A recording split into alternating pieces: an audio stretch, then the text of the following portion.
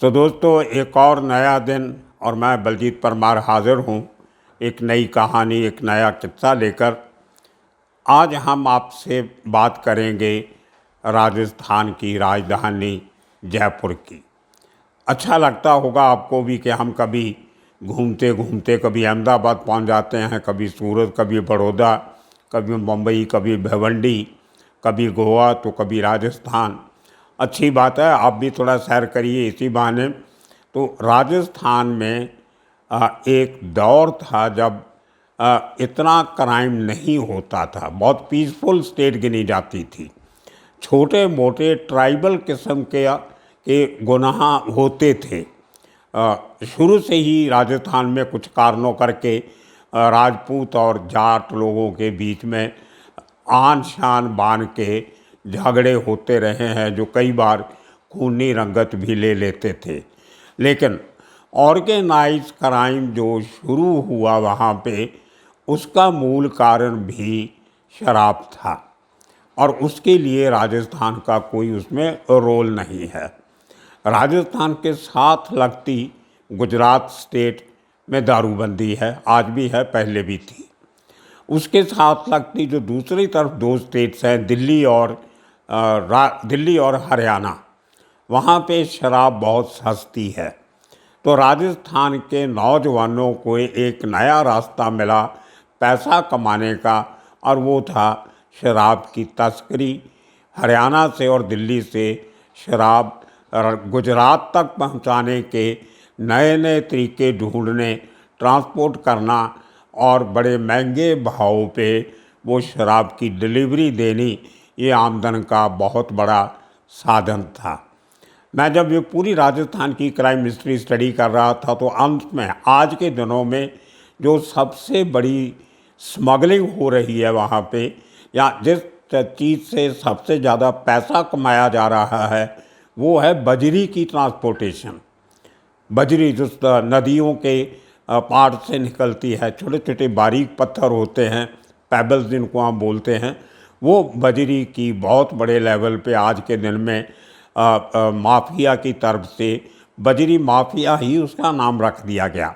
जैसे पहले शराब माफिया था, उसी तरह आज बजरी माफिया राजस्थान में बहुत सक्रिय है। बहुत सारे मर्डर भी हो चुके हैं, बड़े बड़े राजनेता लोग इसमें इन्वॉल्व हैं। बहुत यंगस्टर के नए ग्रुप्स आ गए हैं जो शराब छोड़ के बजरी की तस्करी का धंधा कर रहे हैं। खैर, वो आने वाले कुछ एपिसोड में उसके ऊपर एक सेपरेट एक एपिसोड बनाएंगे।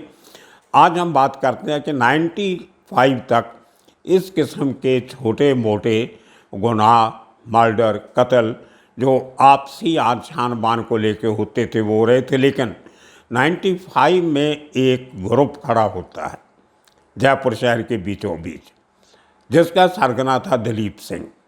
और दिलीप सिंह के नाम से, क्योंकि उस समय तक दाऊद इब्राहिम का नाम बहुत हो गया था, तो हर बड़े जो कोई नया डॉन बनता था, नया बदमाश उभर के आता था, तो बहुत सारी स्टेट्स में उनका नाम दाऊद के साथ जोड़े जाने लगा। उन लोगों को अपने इलाके का दाऊद समझा जाने लगा।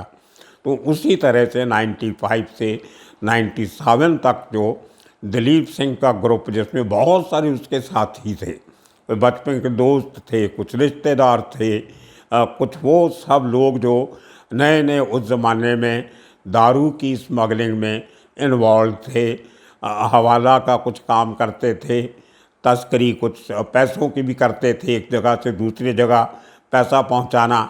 ऐसे बहुत से काम थे जिनके ऊपर चप्पे चप्पे पे पुलिस की निगाह रखनी बहुत मुश्किल होती थी।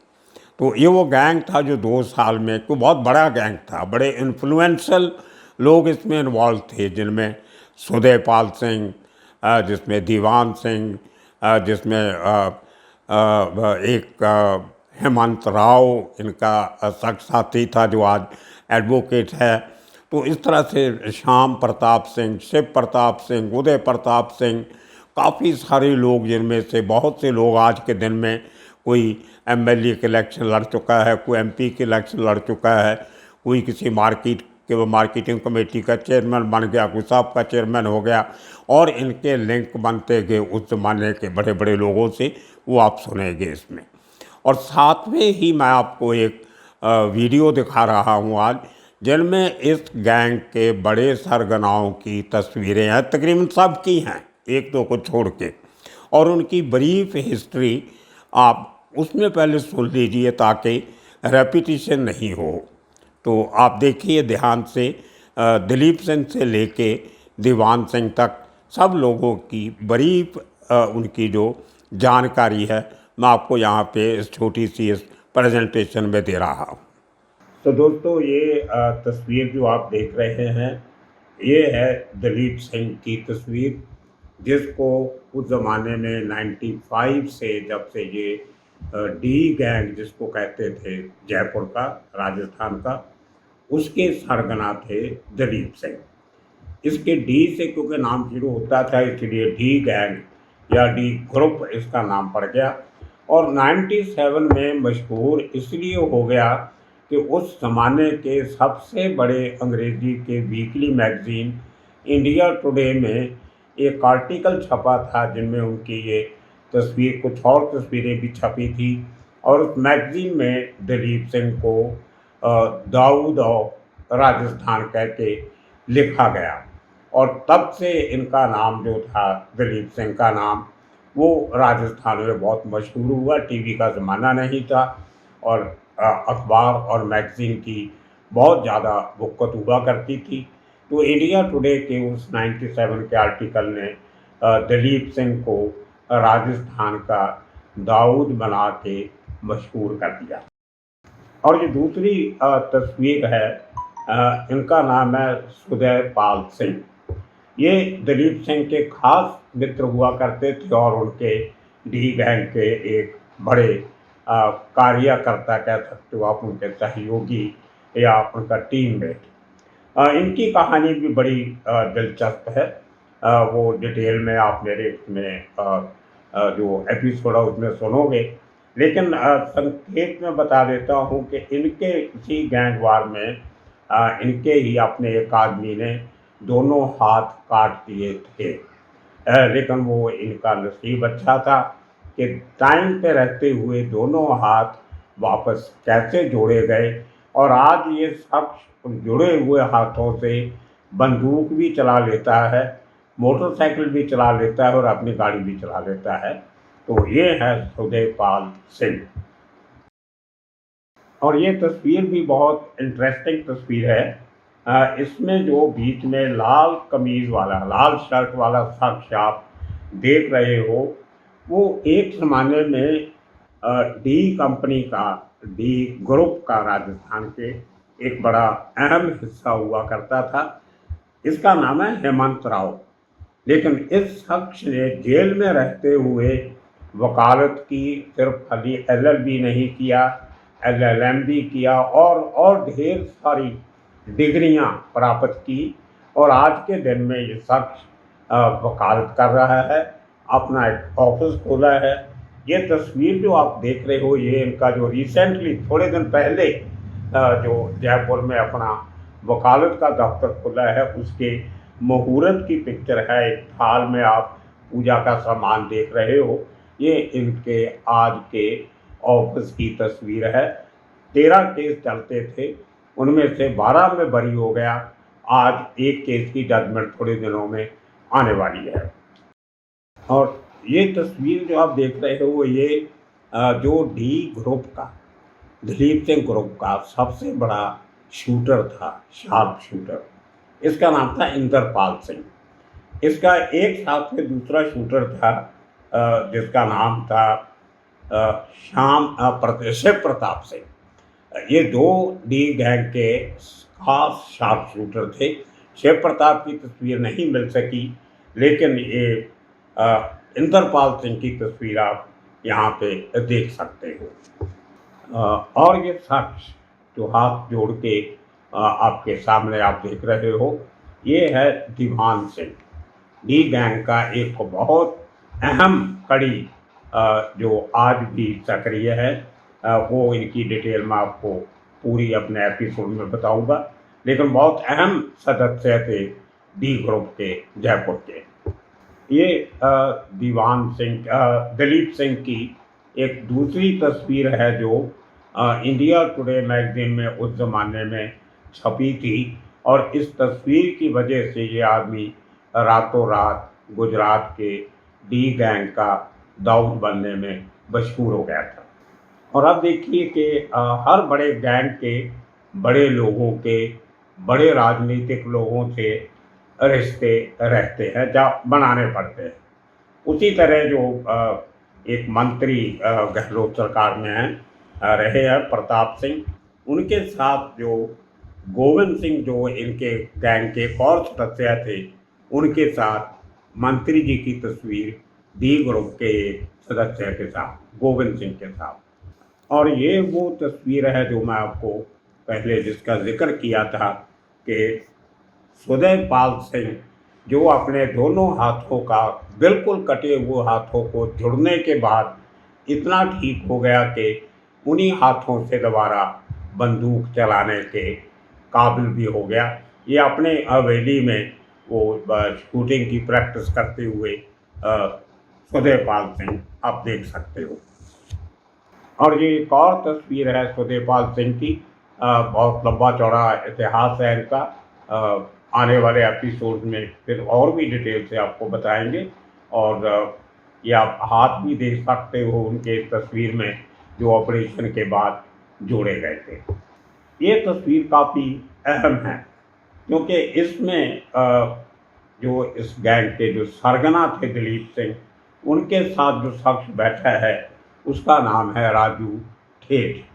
ये राजू ठेठ वही शख्स है जिसका जो एक ज़माने में आनंदपाल सिंह का साथी गिना जाता था। बाद में इनकी दुश्मनी होती है। उसके बाद ये आदमी कई मर्डर केसेस के बाद भगौड़ा हो जाता है। 7 साल के बाद इसको असम पुलिस अरेस्ट करती है और वापस ला के इसको राजस्थान पुलिस के हवाले करती है। और आज के दिन में ये आदमी राजस्थान की एक जेल में ही है। राजू ठेठ बहुत जाना पहचाना नाम है राजस्थान के अंडरवर्ल्ड का। और ये तस्वीर आप देख सकते हो जो एक गैंगस्टर पुराने ज़माने का हेमंत राव, जो आजकल वकील बन गया है, उसके साथ फोटो में आप देख सकते हो सुदेवपाल सिंह और हेमंत राव का तस्वीर, पुराने दोस्त। सो दोस्तों, आपने देखा पूरे गैंग के जो खास सरगना थे। इनमें से आज के दिन में बहुत सारे लोग जिंदा हैं, लेकिन किसी न किसी कारण से वो क्राइम की दुनिया से थोड़ा हट के चल रहे हैं। काफ़ी सारे काम तो मिले जुले हैं क्राइम के साथ, लेकिन उनमें से कुछ पॉलिटिशियन बन गया, कोई कुछ बन गया, जैसे कि मैंने आपको कहा। इनमें से सबसे जो बड़ा सरगना था दलीप सिंह, 1997 में 1997 में उसकी एक इंटरव्यू छपती है इंडिया टुडे मैगज़ीन में।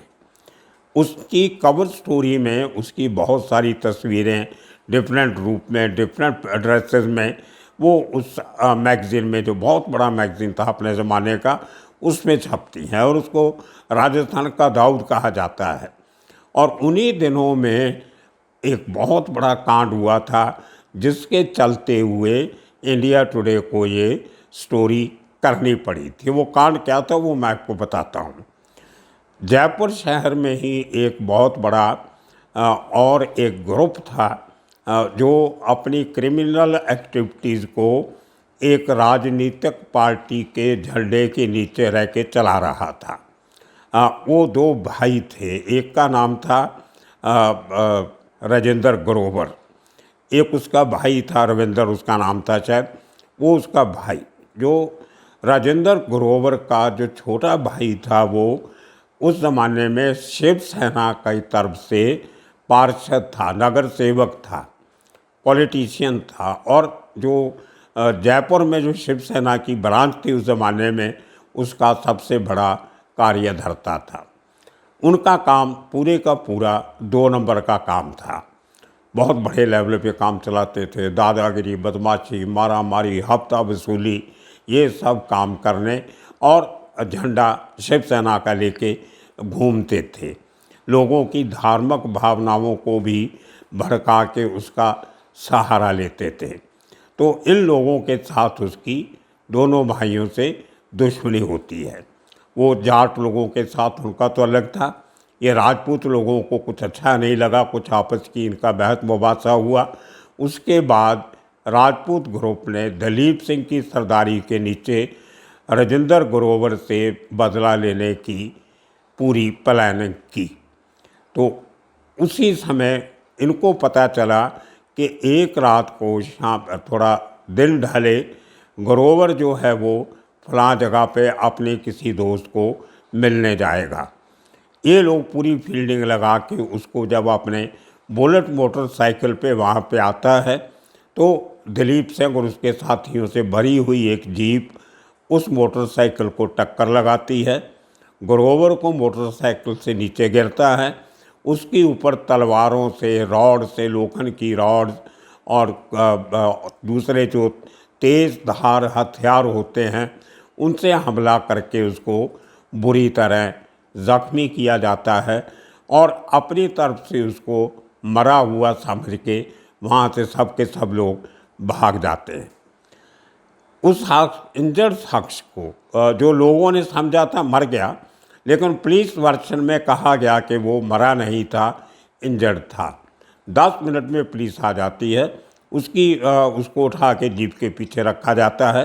जो एक सब इंस्पेक्टर उसको पुलिस की जीप में हॉस्पिटल लेके जा रहा होता है, उस अपने बयान में कहता है कि इसने मरते हुए एक डिक्लेरेशन दिया था, एक बयान दिया था, जो बयान मैंने जीप में बैठे हुए लिखा। अब ये किसी को ये कहानी पसंद नहीं आई, क्योंकि उस ज़माने की जीप सबको पता है कैसी होती थी, कितना हिलती थी वो। चलती हुई जीप में बयान लिखना, इतना लंबा चौड़ा बयान, जो हार्डली 10-12 मिनट में तो वहाँ से जीप हॉस्पिटल पहुँच गई। और जब कोर्ट कचहरी में उसमें बहस हुई तो पता चला इतना लंबा बयान लिखने में तो ऑफिस में बैठ के आधा घंटा लग जाता है, जीप में ऐसे 10 मिनट में कैसे लिख लिया। खैर वो बहुत बहस का विषय बना। उसमें ये उसके बयान में कहलाया गया कि उसके ऊपर दलीप सिंह और उसके साथियों ने, जिसमें सुदेपाल सिंह, गोविंद सिंह, हेमंत, ये सब लोगों के नाम उसमें लिखवाए गए, जिनमें कुछ लोग बाद में बरी भी हुए, कुछ छूट गए। तो वो बयान को लेके एक बहुत बड़ा बवाल खड़ा हुआ था। खैर हॉस्पिटल में जाके उस शख्स की मौत हो जाती है, केस चलता है, उसमें 8 लोग तकरीबन अरेस्ट होते हैं। जो लोअर कोर्ट होती है उसमें सबके सब लोगों को उम्र कैद की सज़ा लगती है। उसके बाद जो हाई कोर्ट है उसमें जो 3 लोग होते हैं उनको सज़ा लगती है, 5 लोगों को, जिन्होंने किसी को 5 साल की सज़ा, किसी को 7 साल की सज़ा। तो जब फैसला आते आते जिन लोगों ने उतनी सज़ा अंडर ट्रायल टाइम के पूरी कर ली थी उन सबको छोड़ दिया जाता है, और जो बाकी के लोग हैं उनकी सज़ा बरकरार रखी जाती है। तो इस फैसले के ख़िलाफ़, कुछ लोगों को छोड़ने के ख़िलाफ़, जो ग्रोवर के रिश्तेदार होते हैं वो एक अपील करते हैं डबल बेंच के पास। जब सुप्रीम कोर्ट में कहीं वो जजमेंट में पढ़ रहा था लेकिन क्लियर नहीं है, तो वो अपील में उन्होंने अपील तो कर दी, लेकिन उसके बाद उनका वकील कभी पेश नहीं होता था कोर्ट में, अपीलेंट का। तो अल्टीमेटली कोर्ट ने एक उसमें अपना एक सरकारी वकील खड़ा किया अपने खर्चे पे, तो उस आदमी ने केस लड़ा, लेकिन अल्टीमेटली वो जो फैसला था वही रहा जो हाई कोर्ट का फैसला था। काफ़ी सारे लोग सज़ा भुगत के बाहर आ गए, एक आध जो था वो भी बाद में सज़ा भुगत के बाहर आ गया। तो इना में वो केस ख़त्म हुआ। ये वो समय था 97 में, जब इंडिया टुडे को ये लिखना पड़ा कि दलीप सिंह राजस्थान का दाऊद इब्राहिम है, मतलब कि वहाँ की क्राइम की दुनिया का सबसे बड़ा बदमाश या सरगना। उसके बाद सब जनों की मैंने थोड़ी थोड़ी डिटेल आपको दी हुई है। इसके साथ बहुत सारा काम हमने किया है, वहाँ से लेके आज तक कैसे वो ग्रोह चला, कैसे ख़त्म हुआ, उसमें बहुत सारी दिलचस्प कहानियाँ हैं, जिनमें सबसे दिलचस्प कहानी जो है वो है थोड़ी वो ट्रेजिक कहानी है, लेकिन ड्रामेटिक बहुत है। वो कहानी है सुधेपाल सिंह की। उस केस में बाहर आने के बाद सुधेपाल सिंह का एक खास आदमी था इसके पास काम करने वाला, श्याम प्रताप सिंह। घर में छोटे मोटे काम करना, शाम पानी पिला दो, शाम ये कर दो, वो कर दो। तो कहीं ना कहीं शाम को ये बात रड़कती थी कि सबके सामने मेरा बॉस मेरे से इस तरीके से काम करवाता है। तो एक दिन वही शाम मौका देख के तलवार उठाता है और अपने ही बॉस के दोनों हाथ काट देता है। और जब हाथ काटने के बाद चीख चहाड़ा मचता है, गांव के लोग इकट्ठे होना शुरू होते हैं, हथियार लेके, दूसरे लेके, तो शाम वहाँ से भाग के अपनी जान बचाता है। उसके बाद वो अरेस्ट भी होता है, सज़ा भी काटता है। लेकिन सज़ा से काट के आने के बाद राजपूत बरादरी बैठती है और आपस में समझौता हो जाता है कि चलो राजपूतों में ऐसी बातें चलती रहती हैं, हाथ काट दिया, सर काट दिया, कोई बात नहीं, आज से हम फिर भाई के भाई हैं। और वही श्याम प्रताप सिंह बाद में पॉलिटिशियन बन गया और आज एक तरीके से वो सुधेपाल सिंह से भी ज़्यादा स्ट्रॉन्ग पोजीशन में है फाइनेंशियली, पॉलिटिकली। और सुधेपाल सिंह के वो कटे हुए हाथ जब उसको हॉस्पिटल लेके जाया गया तो उसके रिश्तेदारों ने कुछ बर्फ़ में, बर्तनों में बर्फ़ भर के उसमें वो हाथ लेके साथ में हॉस्पिटल गए। और देखिए, जिसको भगवान ने बचाना होता है तो क्या तरकीब लड़ती है। उन्हीं दिनों में जयपुर के स्वय माधो सिंह हॉस्पिटल या स्वय मान सिंह हॉस्पिटल, उसका नाम है, SMS हॉस्पिटल कहते हैं, वहाँ पे इटली के एक डॉक्टर्स की टीम आई हुई थी किसी और रिसर्च के सिलसिले में। और जब इसको ऑपरेशन थिएटर में लेके जाया जाता है तो इसके हाथ जोड़ने की कोशिश की जाती है, तो इटली के वो डॉक्टर्स की टीम बहुत बड़ा रोल अदा करती है और बहुत लंबे चले ऑपरेशन में उसके हाथ जोड़ने का काम चलता रहा पूरी रात तक। और उस समय हिंदुस्तान के वाइस प्रेसिडेंट थे उपराष्ट्रपति भैरों सिंह शेखावत। भैरों सिंह शेखावत खुद स्पेशली दिल्ली से सुधेपाल सिंह का वो हाथ लगने का ऑपरेशन देखने के लिए हिंदुस्तान के उपराष्ट्रपति उस हॉस्पिटल में आए और पुलिस को पूरी हदायत करके गए कि जिस आदमी ने ऐसा कांड किया है उसको बख्शा नहीं जाना चाहिए। तो इस कितना क्लाउड था इन लोगों का कि एक वो शख्स जिसकी क्राइम में चलते हुए उसके साथ से दुश्मनी का मंजर बनता है, उसके लिए देश का उपराष्ट्रपति हॉस्पिटल में मिलने आता है। तो दोस्तों, बहुत लंबी चौड़ी कहानी है। ये वही सुधेपाल सिंह है, दलीप सिंह है, जिनके साथ एक ज़माने में 3 साल राजस्थान के सबसे मशहूर गैंगस्टर अनंतपाल सिंह ने नौकरी की थी। इनका दारू का धंधा और दूसरा मनी ट्रांसफ़र का धंधा ये अनंतपाल सिंह किया करता था, दलीप सिंह और सुधेपाल सिंह के कहने पे। इनके आने के बाद भी वो इनके साथ काम किया, लेकिन 3 साल के बाद कुछ दारू के धंधे को लेके, डिस्ट्रीब्यूशन को लेके कुछ डिस्प्यूट होता है और वो अलग होके अपना दूसरा गैंग बनाता है। तो एक तरीके से आनंदपाल सिंह ने क्राइम की दुनिया के गुर इन्हीं लोगों से सीखे थे। सो ये कहानियाँ हैं राजस्थान के अंडरवर्ल्ड की। एक जीतू बना की ऊपर काफ़ी हमने काम किया है। आने वाले दिनों में उसकी स्टोरी भी लेके हाजिर होंगे। तब तक के लिए आप सबका बहुत बहुत शुक्रिया, धन्यवाद।